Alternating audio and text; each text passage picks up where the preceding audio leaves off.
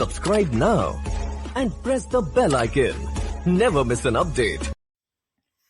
Hello दोस्तों, मैं आपका डेयरी फार्मर दोस्त मधुसूदन हाजिर है फिर से नई और सही जानकारी के साथ। आज का जो टॉपिक रहने वाला है, डेयरी फार्मर, नए डेयरी फार्मर को क्या क्या परेशानी, क्या क्या समस्या आती है डेयरी फार्म की शुरुआत में, और पूरे एक साल के मैनेजमेंट में उन्हें क्या क्या समस्या का सामना करना पड़ सकता है। तो जानेंगे पूरा, इस वीडियो में बने रहिएगा अंत तक। चैनल को सब्सक्राइब करिएगा, वीडियो को शेयर और लाइक ज़रूर करिएगा। तो जैसा कि जो डेयरी फार्मिंग यदि शुरू करना चाहते हैं, तो शुरुआती दौर में जो समस्या आती हैं अच्छी गाय के सिलेक्शन में। यदि अच्छी गाय सिलेक्शन नहीं हो पाता है, अच्छी गाय का सिलेक्शन नहीं हो पाता है, तो हमें जो मिल्किंग है वो काफ़ी कम मिलती है, और जो लास्ट पीरियड तक मिल्किंग होती है गाय की, जैसा कि गाय की जो प्रेगनेंसी में 7 महीने तक मिल्किंग करते हैं, तो जब प्रेगनेंसी में 5 महीने हो जाते हैं, तब गाय की मिल्किंग काफ़ी कम हो जाती है। यानी गाय यदि जब ब्याती हैं, जब जनती हैं और 12 लीटर या 10 लीटर एक समय का मिल्किंग करती हैं, जब वो प्रेग्नेंट हो जाती हैं और 5 महीने या 4 महीने प्रेग्नेंट हो जाती हैं, तो उसके बाद में वही मिल्किंग लगभग 4 से 5 लीटर या 3 से 4 लीटर ही रह जाती हैं, जिससे हमारे फार्म पर काफ़ी लॉस होना चालू हो जाता है और हमें उतना प्रॉफिट नहीं मिल पाता है जितना कि हम कैलकुलेशन करते हैं पेपर पर, या फिर अपने जो दिमाग में जो कैलकुलेशन करते हैं उस हिसाब से काम नहीं हो पाता है। तो सबसे पहले तो अच्छी गाय का जो सिलेक्शन आपको करना काफ़ी ज़रूरी होगा कि आप एक अच्छी गाय का सिलेक्शन करें। यानी प्योर एचएफ से यदि आप डेयरी फार्मिंग शुरू नहीं करना चाहते हैं, फिर भी यदि आप क्रॉस ब्रीड भी अ, अपने डेयरी फार्म के लिए चूज़ करते हैं, तो भी आप अपने डेयरी फार्म के लिए अच्छी क्रॉस ब्रीड चयन करें। यानी 70 to 80% एचएफ और 20 से लगभग 20% ही आप क्रॉस गाय खरीदें।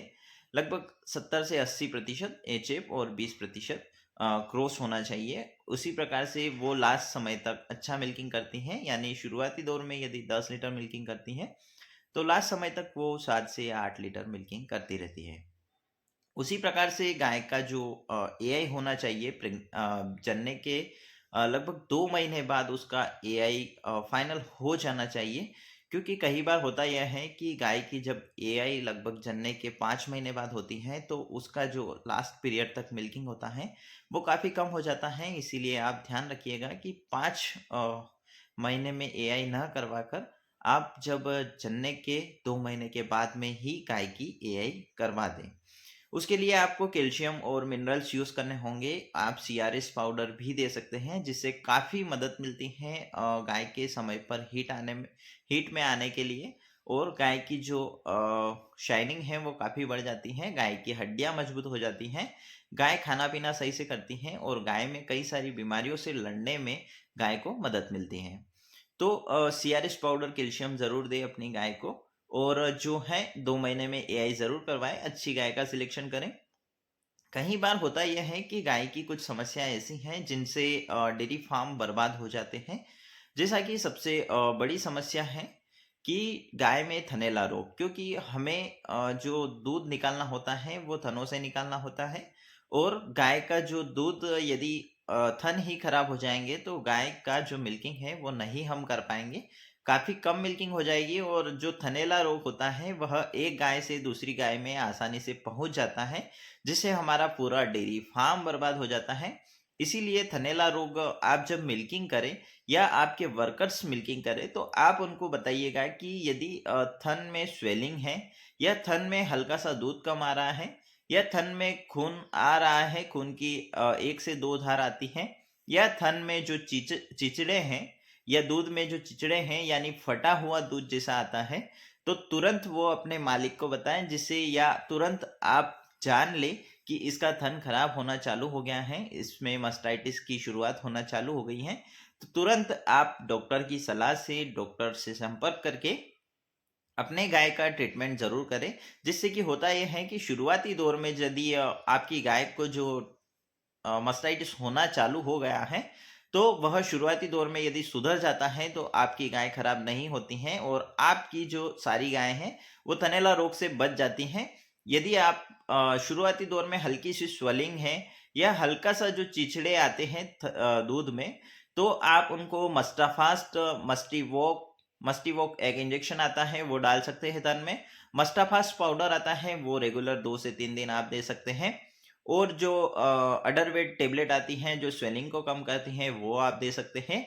अधिक समस्या होने पर आप डॉक्टर की सलाह ज़रूर लें और डॉक्टर से ज़रूर ट्रीटमेंट करवाएं, क्योंकि यह बहुत गंभीर समस्या है और आपकी गाय को पूरा ख़त्म भी कर सकता है।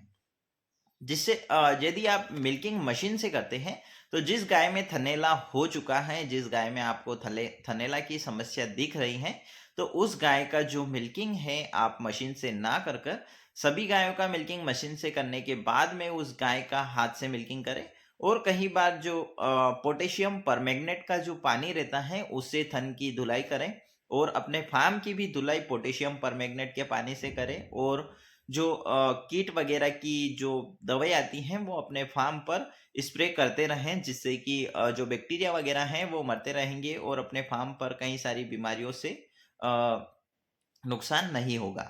तो इसी प्रकार थनैला जिस गाय को हो चुका है उसकी मिल्किंग बाद में करें। आप साफ सफाई का काफ़ी ध्यान रखिए। यदि थनैला आपकी गाय को हो चुका है तो एक गाय के हाथ लगाने के बाद में उस गाय का जो मिल्किंग है वो करने के बाद में आप हाथ अच्छे से धोएं, उसके बाद में ही दूसरी गाय का मिल्किंग करें। और मेरा तो सजेशन यही है कि किसी गाय को थनैला हो चुका है तो उसकी मिल्किंग सारी गाय के मिल्किंग के बाद में करें। और जो दूसरी जो समस्या है बड़ी वो है रेड वाटर की समस्या। यदि पशु आप बाहर से खरीदते हैं तो उनमें रेड वाटर की काफ़ी समस्या आती है। और कहीं ना कहीं आप जब बाहर से गाय परचेस करते हैं तो लगभग 25 दिन आप उस गाय को अपनी नज़र में रखें, 25 दिन उन गायों का खास ख्याल रखें। क्योंकि जब आप मिल्किंग करते हैं, यदि आप हर समय अपने डेयरी फार्म पर नहीं हैं, यदि आप मिल्किंग करते हैं उस समय सभी गायों का यूरिन चेक करें। यदि क्योंकि मिल्किंग करते हैं उस समय हर गाय यूरिन पास करती हैं। और दिन में हम लोग 24 घंटे में 2 बार मिल्किंग करते हैं, तो 2 बार हम अपनी गायों का यूरिन चेक कर सकते हैं। किसी का यूरिन अगर रेड हो चुका है, यानी कहीं ना कहीं यूरिन में खून आना चालू हो चुका है, तो 24 घंटे के अंदर उसका ट्रीटमेंट डॉक्टर से ज़रूर करवाएं, क्योंकि यह बहुत ही गंभीर समस्या है। यदि 24 घंटे के अंदर आप अपने डॉक्टर से संपर्क करके अपनी गाय का ट्रीटमेंट नहीं करवाते हैं तो गाय एक्सपायर भी कर जाती है और आपको काफ़ी लॉस हो जाता है। तो ये 2 खास समस्या थी अपने डेयरी फार्म पर कि एक थनैला रोग से अपने पशुओं को बचाना है, और दूसरी समस्या थी कि रेड वाटर की समस्या। यदि आपके पशुओं को फीवर हो चुका है तो फीवर के लिए आप टेबलेट अपने फार्म पर ज़रूर रखें, जिससे कि फीवर होने के तुरंत बाद अपने फार्म पर रखी हुई टेबलेट आप अपने पशु को दे सकते हैं और उनका जो फीवर है वो कम हो जाएगा, फीवर में सुधार आ जाएगा और गाय फिर से फीड वगैरह खाना चालू हो जाएगी। फीवर के लिए आप मेलोनेक्स दे सकते हैं, टोल्फिन दे सकते हैं। और यदि आपकी गाय को जो आफरा वगैरह आ चुका है तो आफरे के लिए आप टायरेल जो एक लिक्विड साइरप आता है वो अपने पशु को दे सकते हैं। यह लिक्विड साइरप अपने डेयरी फार्म पर ज़रूर रखें। कुछ मेडिसिन है जो अपने फार्म पर रखने की काफ़ी आवश्यकता होती है हमें, क्योंकि नॉर्मल बीमारियां गायों में, एचएफ गाय में आती रहती हैं। उन मेडिसिन पर वीडियो बनाने वाले हैं बहुत जल्द। अगला वीडियो होने वाला है उन्हीं मेडिसिन पर, क्या क्या मेडिसिन आपको अपने फार्म पर रखने की आवश्यकता होगी। इसीलिए चैनल को सब्सक्राइब करें, वीडियो को लाइक और शेयर ज़रूर करें। तो ये थे कुछ सुझाव कि नए डेयरी फार्मर यदि डेयरी फार्म शुरू करना चाहता है तो वो कुछ बीमारियों का खास ख्याल रखे। पशु का टेम्परेचर चेक करते रहें। पशु टेम्परेचर यदि आता है तो उनको बुखार की गोली दें। और गाय के थनैला रोग से बचाने के लिए थनैला की जो ट्रीटमेंट है वो करवाएं। थनैला का विशेष ध्यान रखें। अपने फार्म पर किसी गाय को थनैला हो चुका है, रेड वाटर की समस्याओं का विशेष ध्यान रखिए कि रेड वाटर तो नहीं हो चुका है गाय को। और कई बार जब गाय की एआई समय से करवाए, क्योंकि एआई यदि लेट होती है तो गाय एंडिंग में मिल्किंग काफ़ी कम कर देती हैं और अपने डेयरी फार्म में काफ़ी लॉस होना चालू हो जाता है। और यदि आप जब आपकी कैपेसिटी है कि आप 10 गाय रखना चाहते हैं अपने डेयरी फार्म पर, तो आप ऐसा करिए कि आप 2-2 गाय करके लाइए। जिससे होता यह है कि 2 गाय आपके फार्म पर सूटेबल हो जाती हैं। फिर आप 2 गाय लेके आते हैं, फिर उनको सूटेबल करिए, फिर 2 गाय को सूटेबल करिए, और उसके जो जनने की प्रोसेस भी रहती है वह बैक टू बैक रहती हैं, जिससे आपके फार्म पर जब एंडिंग में आपके फार्म को लगभग 6 महीने 7 महीने हो जाते हैं रनिंग में, तो अचानक से दूध सभी गायों का कम नहीं रहता है।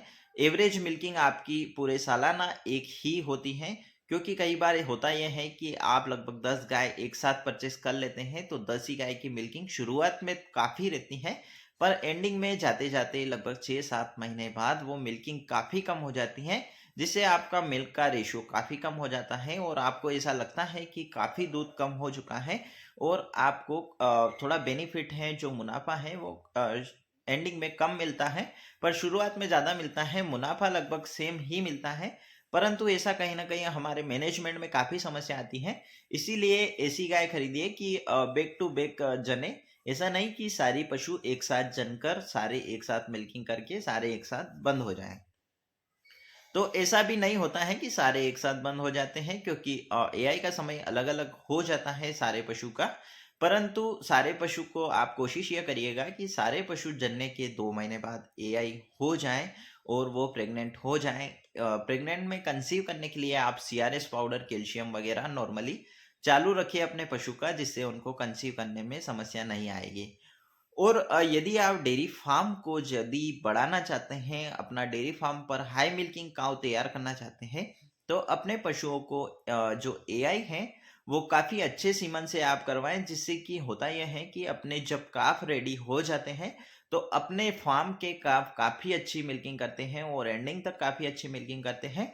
अपने फार्म के जो काफ हैं, वो बीमार भी कम होते हैं और अच्छा ग्रोथ अपने फार्म का होता है। तो आप जो ब्रीडिंग है उस पे काफ़ी फोकस करें यदि आपको फार्म बढ़ाना है, तो क्योंकि अच्छी ब्रीडिंग होगी, अच्छी गाय होगी और पुरानी गाय को आप निकाल दें और अपने जो काफ रेडी किए हैं 2 साल में सारे अपने काफ रेडी किए हुए ही गाय रखें, जिससे होता यह है कि गाय में काफ़ी कम बीमारी आएगी और अपने जो काफ है वो हाई मिल्किंग काफ हम तैयार करेंगे, तो हमें हाई प्रॉफिट होने चालू हो जाएगा और काफ़ी अच्छा बेनिफिट हमें डेयरी फार्म में मिलना शुरू हो जाएगा। तो कोशिश यही करिएगा कि अपने फार्म पर जो सीमन है शॉर्टेड लगवाएं, जिससे अच्छे काम आपको मिल सके। शॉर्टेड सीमन कई बार कंसीव नहीं करते हैं, क्योंकि उनका जो कंसीव परसेंटेज रहता है वो काफ़ी कम रहता है। यदि शॉर्टेड सीमन आप यूज़ करते हैं, तो फर्स्ट, सेकंड और मैक्सिमम थर्ड लैक्टेशन तक आप शॉर्टेड सीमन यूज़ कर सकते हैं। फर्स्ट लैक्टेशन में कोशिश यही करिएगा कि यदि गाय की पहली बार एआई हो रही है, काफ की पहली बार एआई हो रही है, तो आप उसे शॉर्टेड सीमन एक बार ज़रूर लगवाएं। यदि कंसीव नहीं करती हैं, तो आप नॉर्मल सीमन यूज़ कर सकते हैं, परंतु शॉर्टेड सीमन ज़रूर लगवाएं, क्योंकि फर्स्ट टाइम में कंसीव करने के चांस काफ़ी रहते हैं, जो काफ रहता है उसके। इसीलिए शॉर्टेड सीमन यूज़ करें, जिससे अच्छे काफ आपको मिल सके और आपके डेयरी फार्म का अच्छी ग्रोथ हो सके। और भी नई और सही जानकारी के लिए चैनल को सब्सक्राइब करें, वीडियो को लाइक शेयर ज़रूर करें और बेल आइकन ज़रूर दबाएं, ताकि मिल सके आपको आने वाली वीडियो की नोटिफिकेशन और आपको मिल सके बेहतर नई और सही जानकारी। Thank you for watching, thank you for like, thank you for subscribe. मिलते हैं अगले वीडियो में नई और सही जानकारी के साथ।